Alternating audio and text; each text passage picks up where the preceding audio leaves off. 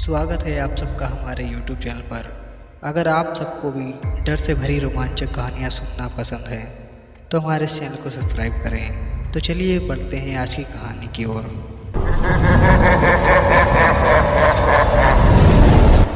अभिमन्यु को evidence bag में लाल साड़ियाँ मिली थीं, जिनको देखकर दीनदयाल के होश उड़ गए थे और डर के मारे वो कांपने लगा था। तभी वहाँ गांव के लोग की हलचल सुनाई दी।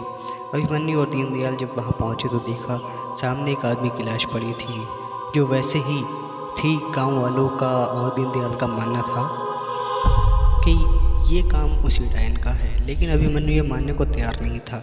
जब गांव वालों ने उस जगह की घेराबंदी करने में मदद करने से मना कर दिया तो अभिमन्यु और दीनदयाल ही घेराबंदी करने में लग गए।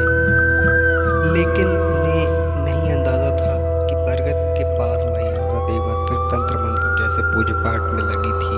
उस औरत ने अपनी उंगली काट कर पेड़ पर चढ़ाया और कांपते स्वर में बोली, मुझे माफ़ कर दो।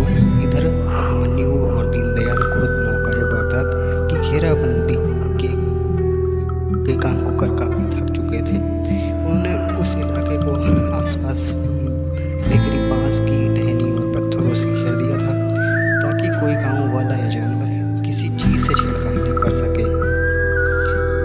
अब दोनों वहाँ से निकलकर खेतों से होते हुए अपने गेस्ट हाउस की तरफ चल दिए। अभिमन्यु ने वहाँ से गुजरते हुए एक बार फिर उस बूढ़े खौफनाक बरगद के पेड़ की तरफ नजर डाली और फिर आगे बढ़ गया। उस समय तक वो औरत वहाँ से गायब हो चुकी थी और वहाँ था तो केवल तंत्र मंत्र का कुछ सामान, जो जैसे किसी आने वाले भयानक संकट की चेतावनी से डरा रहा था। जैसे ही वो दोनों वहाँ से निकले, एक साया मौका वारदात के पास पहुँचा। वो साया अभिमन्यु और दीनदयाल की जाती हुई आकृतियों को अंधेरे में घूमते हुए देख रहा था। फिर वो अचानक साया वहाँ से निकल गया। वो साया किसी इंसान का था या फिर किसी भूत का, पहचानना मुश्किल था। अभिमन्यु और दीनदयाल बहुत ज़्यादा थक चुके थे। उन्होंने कुछ ठीक से खाया भी नहीं था। जैसे ही वो अपने कमरे में पहुँचे, उन्होंने देखा कि टेबल पर खाना लगा हुआ है। अभिमन्यु को हैरानी इस बात की हुई कि आज खाना क्यों रखा गया है। अभिमन्यु ने तुरंत दीनदयाल से पूछा, तुमने कहीं प्रीति से कुछ कहा कि मुझे खाना बनाना पसंद नहीं? दीनदयाल भी हैरान था और उसने अपना सिर हिलाते हुए कहा, बिल्कुल नहीं सर जी, मैं तो प्रीति मैडम से बात तक नहीं करता, खाना बनाना तो बहुत दूर की बात है। अभिमन्यु खाने के प्लेट की तरफ गया और देखा तो खाना अच्छा लग रहा था। दाल चावल और भिंडी की सब्जी। अभिमन्यु थोड़ा सोचने लगा। तब तक दीनदयाल वहाँ आकर प्लेट उठा के सूंघते हुए बोला, सर देख रहे हो, शुरू हो जाओ। दीनदयाल खाने पर किसी मकड़ों की तरह टूट पड़ा और मज़े लेकर खाते हुए बोला, वाह क्या स्वाद है, प्रीति मैडम के हाथों में जादू है। बड़े दिन बाद इतना अच्छा खाना खा के मज़ा आ गया। अभिमन्यु एक पल को सोचने लगा, इस डायन के हाथों से बना खाना खा लूँ या नहीं। फिर उसने दीनदयाल की तरफ चेहरे पर नजर डाली और सोचने लगा, आज का दिन बस अगली बार नहीं खाऊंगा। ये सोच अभिमन्यु अपने खाने पर टूट पड़ा। खाने में मगन हो गए, लेकिन वो इस बात से अनजान थे कि प्रीति उनको दरवाजे पे खड़ी देख रही थी। खाना खाने के बाद दीनदयाल को एक डकार आई। अभिमन्यु को अजीब सी नज़रों से देखते हुए बोला, दीनदयाल तुम्हें किसी ने मैनर्स नहीं सिखाए? तभी प्रीति की एक मीठी आवाज़ कपड़ों में गूंजी, मैनर्स तो तुम्हें भी नहीं सिखाए किसी ने। अभिमन्यु प्रीति की आवाज़ सुनकर चौंक गया। दीनदयाल और अभिमन्यु दोनों की आवाज़ की दिशा में नज़र घुमाई तो दरवाजे पर प्रीति को खड़ा देखकर दोनों हैरान हो गए। अभिमन्यु अचानक से मूड चेंज हो गया। वो चिढ़ते हुए बोला, क्या मतलब है तुम्हारा? प्रीति बड़े प्यार से बोली, अरे तुम दोनों भूखे लोगों को मैंने खाना खिलाया, एक थैंक यू तो बनता है। दीनदयाल खड़ा होकर हिचकाते हुए बोला, थैंक यू प्रीति मैडम, बहुत ही स्वादिष्ट खाना था। प्रीति हल्का सा मुस्कुरा के भी मेरी तरफ देखने लगी, जैसे वो उसके मुंह से भी थैंक यू निकलवाना चाहती हो। अभिमन्यु प्रीति की भावनाओं को समझ गया और उसने नज़रें चुराते हुए प्रीति को थैंक यू बोला। प्रीति फिर से बोली, वैसे मुझे खाना वेस्ट करना बिल्कुल पसंद नहीं, आज थोड़ा ज़्यादा बन गया था और जब तक मैं घर लौटी तो देर हो गई थी। अभिमन्यु से घूर कर देख रहा था और जानने की कोशिश कर रहा था कि प्रीति क्या कहना चाह रही है। प्रीति आगे बोली, यहाँ सड़क पर कोई जानवर नहीं नज़र आ रहा था तो मैंने सोचा क्यों ना तुम दोनों को खिला दूँ, ज़ाया क्यों करना। ये कहकर प्रीति मुस्कुराती वहाँ से चली गई। अभिमन्यु गुस्से से चिल्लाते हुए बोला, मन तो करता है इसकी खाल उतार दूँ। देख लिया दीनदयाल कैसी मक्कार औरत है। यह है किसी भी एंगल से देवी का रूप। दीनदयाल उसे शांत करा तो बोला, सर जाने दीजिए, कल बहुत काम है, क्यों अपनी एनर्जी वेस्ट कर रहे हैं। अभिमन्यु गुस्से में अपने बिस्तर पर जाकर लेट गया और बड़बड़ाते हुए बोला, इस बात का बदला ज़रूर लूँगा मैं। इस बार उस डायन की खैर नहीं। अगले दिन सुबह करीब 7 बजे मौका वारदात पर काफ़ी हलचल थी। फॉरेंसिक टीम अपनी इलेक्ट्रॉनिक उपकरणों से घेराबंदी किए हुए इलाके को स्कैन कर रहे फिंगरप्रिंट्स ले रही थी। इस टीम में 3 लोग थे, जिनमें से एक महिला भी थी। अभिमन्यु और दीनदयाल भी सुबह जल्दी उठकर वहां पहुंच गए थे और फॉरेंसिक टीम से बात कर रहे थे। फॉरेंसिक टीम का एक मेंबर अभिमन्यु को जानकारी देते हुए बोला, सर हमने चप्पा चप्पा छान मारा लेकिन हमें अभी यहाँ तक कोई सबूत नहीं मिला, यहाँ तक कि एक फिंगरप्रिंट भी नहीं है। अभिमन्यु हैरान होकर बोला, पर ऐसा कैसे हो सकता है, यकीन नहीं होता कि एक भी फिंगरप्रिंट नहीं मिला। तभी फॉरेंसिक टीम की महिला मेंबर नंदिता आगे आती हुई अभिमन्यु से बोली, एक और हैरानी की बात तो ये है कि पेड़ पर लगे खरोंचों के निशान ना किसी इंसान के हैं और ना किसी जानवर के। दीनदयाल ने जब ये सुना तो उसके माथे पे उभरी चिंता की लकीरें और गहरी हो गई। वो अभिमन्यु से घबराते हुए बोला, सर मेरी बात मान लीजिए, फिंगरप्रिंट्स का ना मिलना, पेड़ पर ये अजीब से खरोंचों के निशान बनाना, ये सब डायन का ही काम है। ये बात आपको समझ क्यों नहीं आ रही है, डायन के ही निशान नहीं होते। ये सुन अभिमन्यु ने उसे घूर कर देखा, जैसे कि वो उसे मुंह बंद रखने का इशारा कर रहा है। लेकिन फॉरेंसिक टीम मेंबर नंदिता ये सुनकर हैरान रह गई और दीनदयाल से पूछ बैठी, क्या मतलब है तुम्हारा, पेड़ पर खरोंचों के निशान क्या वाकई किसी डायन के हैं। अभिमन्यु ने अपना सिर पकड़ लिया और नंदिता से बोला, आप भी किन बातों में पड़ गई, दीनदयाल को समझाकर कोई फ़ायदा नहीं।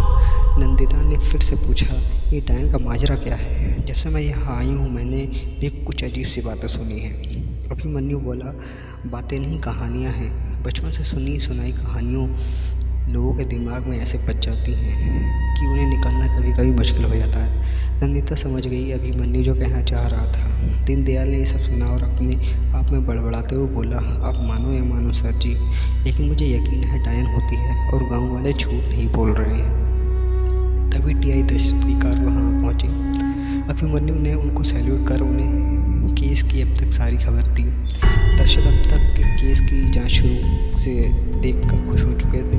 अभिमन्यु और दीनदयाल उन्हें उस पेड़ के पास ले गए जहाँ खरोच के निशान थे। दशरथ हैरानी से उन निशानों को देखते हुए बोले, अजीब से निशान हैं। अभिमन्यु बोला, लोगों का मानना है कि ये डायन के नाखूनों के निशान हैं। दशरथ ये सुनकर चौंक से गए और परेशान होकर उस पेड़ की तरफ बड़े ध्यान से देखते हुए बोले, सोचो इस डायन की खरोचें जब इतनी खौफनाक हैं तो असल में कितनी डरावनी होगी। अभिमन्यु को दशरथ की बातें सुनकर थोड़ी सी चिढ़ हुई और वो मन ही मन सोचते हुए बोला, ये आदमी पुलिस फोर्स में भर्ती होने लायक ही नहीं है, ये कुछ भी चीज़ें सीरियसली नहीं लेता है। टीआई दशरथ थोड़ी दूर आगे गए। अभिमन्यु उनके पीछे चलते हुए बोला, सर मुझे लगता है कि हमारा पाला ज़रूर किसी शातिर सीरियल किलर से पड़ा है। दशरथ उस घसीटने वाले निशानों के पास पहुँचे और उन निशानों को बड़े ध्यान से देखने लगे। वो अभिमन्यु से बोले, ऐसा क्यों लग रहा है तुम्हें। अभिमन्यु बोला, इस गांव के हर आदमी की तरह ये सीरियल किलर भी डायन की कहानी से वाकिफ़ है और सारी हत्याओं को डायन का काम बताना चाहता है ताकि वो साफ साफ बच सके। दशरथ बोले, तुम्हारा मतलब पेड़ पर खरोंचों को निशान, यहाँ ज़मीन पर ही घसीटते हुए निशान, ये सब बनाए गए हैं। अभिमन्यु कॉन्फिडेंटली बोला, यस सर। दशरथ हंसते बोले, कोई बहुत बड़ा बेवकूफ़ होगा जो सभी करेगा। मुझे भी अभी लग रहा है और कुछ इन सब में जो हम मिस कर रहे हैं। अभिमन्यु थोड़ा कंफ्यूज होते हुए बोला, आप क्या कहना चाहते हैं सर। टीआई दशरथ और अभिमन्यु बात करते करते वहीं उस खरोच वाले पेड़ के पास पहुंच गए। दशरथ खरोच के निशानों को देखकर बोले, गांव वाले डायन में बहुत विश्वास करते हैं। टीआई दशरथ और अभिमन्यु बात करते करते वहीं खरोच वाले पेड़ के पास पहुंच गए। दशरथ खरोच के निशानों को देखकर बोले, गांव वाले डायन में बहुत विश्वास करते हैं। अब मुझे भी लगने लग गया है, ये कहते हुए दशरथ की नाक में खुजली हुई। अभिमन्यु को समझ में नहीं आ रहा था कि दशरथ क्या कहना चाह रहे हैं। अचानक से दशरथ को बहुत ज़ोर से छींक आई। अभिमन्यु छींक सुनकर चौंक गया। दशरथ ने अपनी नाक साफ की और वही गंदे हाथ से खरोज वाले पेड़ पर निशान पोंछ दिए। ये देख अभिमन्यु को बहुत घिन आई और उसने कहा, सर ये आपने क्या किया? ये पेड़ तो एविडेंस है और आपने यहीं पर धब्बे लगा दिए। दशरथ ने पेड़ पर नज़र डाली और कहा, कुछ नहीं होगा, थोड़ी देर में सूख जाएगा। ये कहकर दशरथ वहाँ से निकल गए। अभिमन्यु उनकी हरकतों से हैरान था और एक बार फिर से हैरानी में बोला, कमाल का इंसान है ये, प्रोटोकॉल नाम की कोई चीज़ नहीं है इसमें। दशरथ दीनदयाल और फॉरेंसिक टीम मेंबर्स के पास गए और शाबाशी देते हुए बोले, गुड वर्क। मुझे बस एक बात की खुशी है कि मैं इस अजीब से केस पर काबिल लोगों को साथ लेकर आया हूँ। दीनदयाल और फॉरेंसिक टीम यह सुनकर खुश हो गई। तभी अभिमन्यु पीछे से आया और दशरथ को देखकर बोले, और ये आ गया हमारा सबसे दबंग ऑफिसर। अभिमन्यु ने उनको एक हल्की सी मुस्कुराहट दी। दशरथ बोले, अब बस तुम ऐसे ही इस केस पर लगे रहो, मुझ पर बहुत दबाव है। केस को जल्दी सुलझाने में जल्द से जल्द इस तक पहुँचना होगा। तभी दशरथ का फ़ोन बजा। उन्होंने कॉल रिसीव की और किसी से बात करने लगे। उधर की बात सुनकर दशरथ के माथे पर चिंता की लकीरें उभर आईं। उन्होंने आता हूँ बोलकर फ़ोन काट दिया। अभिमन्यु ने उनके चेहरे पर परेशानी देख पूछा, किसका फ़ोन है सर? आप परेशान से लग रहे हैं। दशरथ बोले, हमें फ़ौरन पंचायत पहुंचना होगा, सरपंच कोई इम्पोर्टेंट बात डिस्कस करना चाहते हैं। अभिमन्यु ने ये सुनकर हैरानी पूछा, आप सरपंच को क्या खास बात करनी है? दशरथ बोले, मैं वो सब नहीं जानता, पर इतना जानता हूँ कि उन्होंने एक सभा बुलाई है और पूरा गांव वहाँ इकट्ठा होने वाला है। हमें जल्द से जल्द वहाँ पहुँचना होगा। ये बोल दशरथ वहाँ से निकल गए। अभिमन्यु और दीनदयाल भी दशरथ के पीछे चल दिए। गांव के चौक पर सभा लग रही थी। बहुत से गांव वाले वहाँ आए हुए थे। चौक के बीचों बीच सरपंच और उनके पंचायती मेंबर्स पेड़ के चबूतरे पर बैठे थे। सरपंच के पास एक 58 साल का आदमी बैठा था जिसका नाम बलराम था। वह बहुत तनाव में दिख रहा था। बलराम सरपंच की तरफ देखते हुए बोला, ये तो हद हो गई सरपंच जी, ऐसा चलता रहा तो हम कहीं के नहीं रहेंगे। आज तो फैसला हो ही जाए। सरपंच बलराम को शांत करते हुए बोला, देखो बलराम, मुझे भी पता है कि मामला सबके लिए खतरनाक है और हम पूरी कोशिश कर रहे हैं इसे सुलझाने की। तभी एक पुलिस की गाड़ी आकर गांव के चौक पर रुकी। टीआई दशरथ अभिमन्यु और दीनदयाल गाड़ी से उतरकर उस जगह की तरफ आगे बढ़े जहाँ सभा हो रही थी। पहली बार अभिमन्यु को एहसास हुआ कि चकिया गांव में कितने लोग रहते हैं। अभिमन्यु दीनदयाल से हैरान भरी आवाज़ में बोला, दीनदयाल, चकिया गांव देखने में तो बहुत सुनसान लगता है, पर ये तो भीड़ देखकर ऐसा लग रहा है यहाँ तो काफ़ी लोग रहते हैं। दीनदयाल बोला, सर जी, लोग चकिया में बहुत हैं और डायन के डर से कोई घर से नहीं निकलता, इस कारण गाँव भूतिया और खाली लगता है। अभिमन्यु भीड़ को देखकर आगे बढ़ा। दशरथ सरपंच के पास पहुंच गए। अभिमन्यु भी उसकी तरफ बढ़ा, लेकिन अचानक वो कुछ देखकर रुक गया।